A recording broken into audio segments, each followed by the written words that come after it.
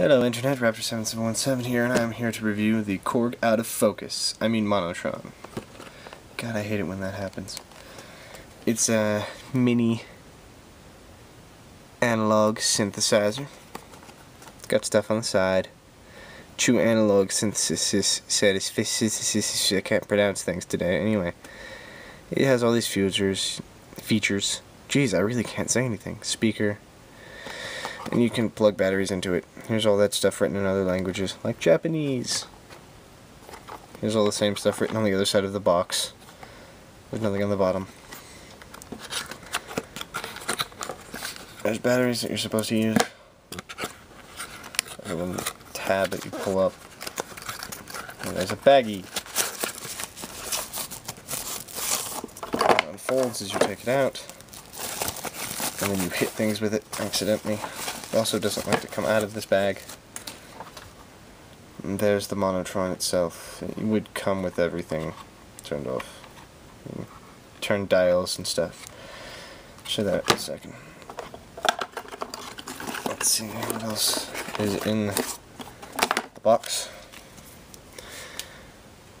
Korg by Korg Inc. Owner's Manual. Owner's Manual in Japanese. Owner's Manual still in Japanese. Yes, flimsy paper. I was missing this. Anyway. Here they are. Precautions. In English. Using this unit in the following locations can result in a malfunction. Direct sunlight. That's weird. Is it a vampire? Locations of extreme temperature or humidity. That kind of makes sense. Excessive dusty or dirty locations. Everywhere. Locations of excessive vibration. Ooh. Close to magnetic fields. You mean the entire world. Okay, whatever. There's blah blah blah blah blah stuff. Stuff's going on. Anyway, we have a synthesizer to play here. That's horribly out of focus. Well, first we will actually take a look at the synthesizer rather than just playing it. There's nothing there. There's nothing there either. There's nothing there either. On the back you have your warning MacGuffins and a shot that's completely out of focus. Focus. Focus. Come on, this camera, you have a macro mode. Yeah, something you can't read. Doesn't really matter. Batteries go in there. I went with Energizer rather than no name nothing. Moved around. You have a screw. Then you have a volume knob. Ooh. Then you have auxiliary headphones, which it tells you right there. You have your speaker right here. It says monotron right there. This is standby, pitch, and cutoff, and tells you those are modulations. There's your VCO or pitch. There's your LFO, which is your rate and intensity that you can modulate. And there's your VCF, which has your cutoff and your peak that you can modulate. And my camera thinks that this is a face because my camera is kind of stupid. My god, that was a particularly nasty jump cut. Anyway, back to the synthesizer. Turn it on now. There's static from the speaker. You know, you can modulate the pitch. Let's just turn this up. There we go. Get a beat. I'm getting it right now.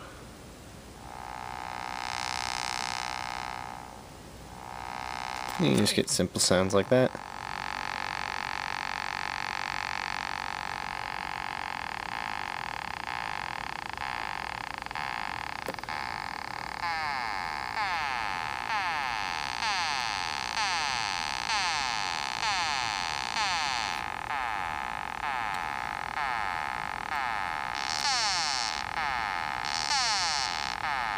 That's kind of boring, isn't it?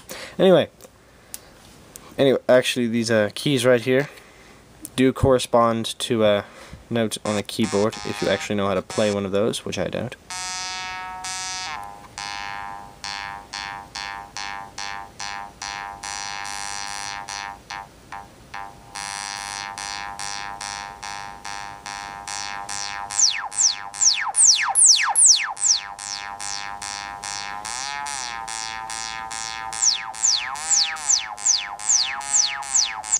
I don't actually know how to play this thing, if you didn't guess that.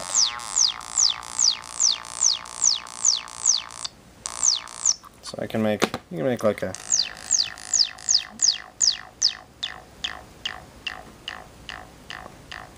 sort of a kick drum sound.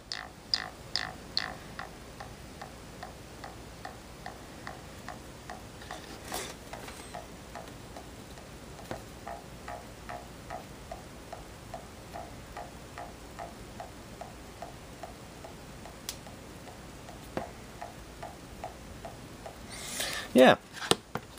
Now I'm going to turn it off for a second, and I will be back after another jump cut. And we're back with an auxiliary cable plugged in and the same terrible song of mine that you've probably never heard before anyway. You can't tell, it's actually making a sound.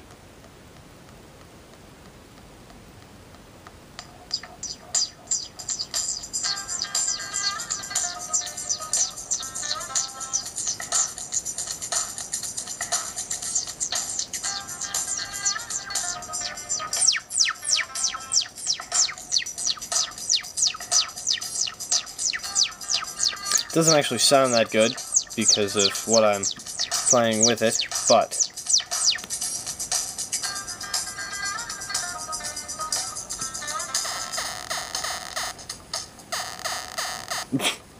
actually that sounds kind of stupid. But that's not the point. The point is that it actually does mod external sources very well.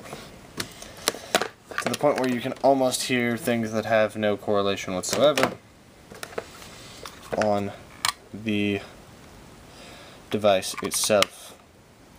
Better example, just a second. Here's a better example. This is a Game Boy. This is a Game Boy with LSDJ on it. Let's turn this on, and then that's loud. Just a second.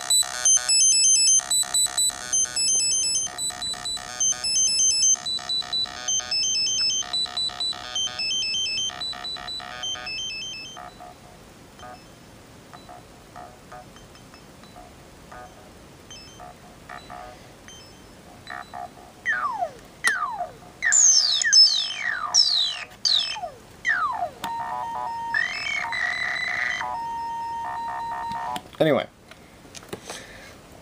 it works better when you have something like LSDJ or something running through it. Anyway, in conclusion, after a bunch of messing about, it's actually a very nice little synthesizer thing.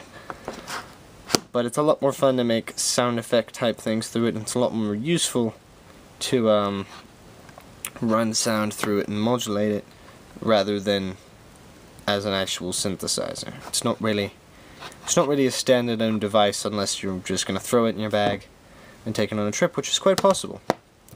Actually, it's a very good device for that, if you just want to mess about on a trip or something. And if you want to use it as a serious device, you're going to have to plug it into something else. Or you could just use it to make sound effects in the background or something, I don't know. Point is, it's a good device. It's about $60, I believe. That's how much I got it for. And for $60, it's one of the best little synthesizers you can get. That is all. Goodbye.